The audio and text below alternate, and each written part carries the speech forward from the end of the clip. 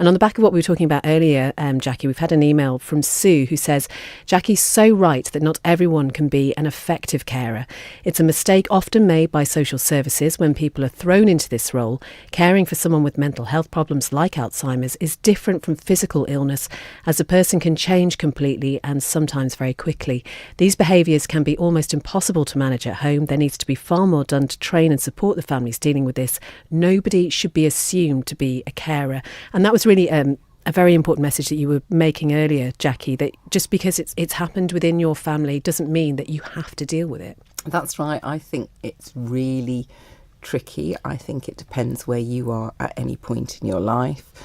I believe that if you don't think you can do it, then you shouldn't be made to do it. That's a hard decision. I appreciate that, because everybody thinks that they have it in them, but they might not have it in them. And Sue is quite right.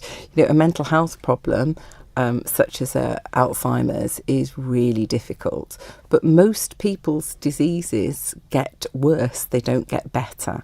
And it's how we learn to manage that. And if they don't have help, life becomes very, very difficult and very gloomy and very sad, really.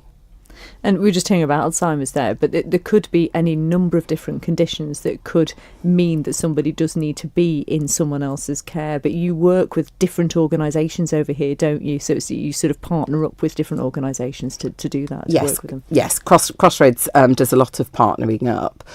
For us, we have that holistic approach.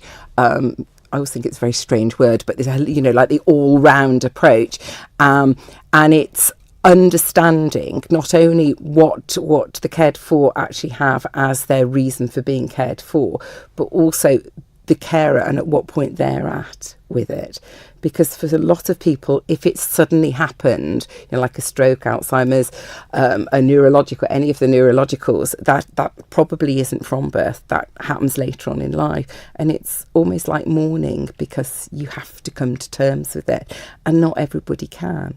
And some days you have brilliant days, and other days you might not have brilliant days. And part of the reason the organisation is there is to make sure that you don't fall down that black hole and disappear forever.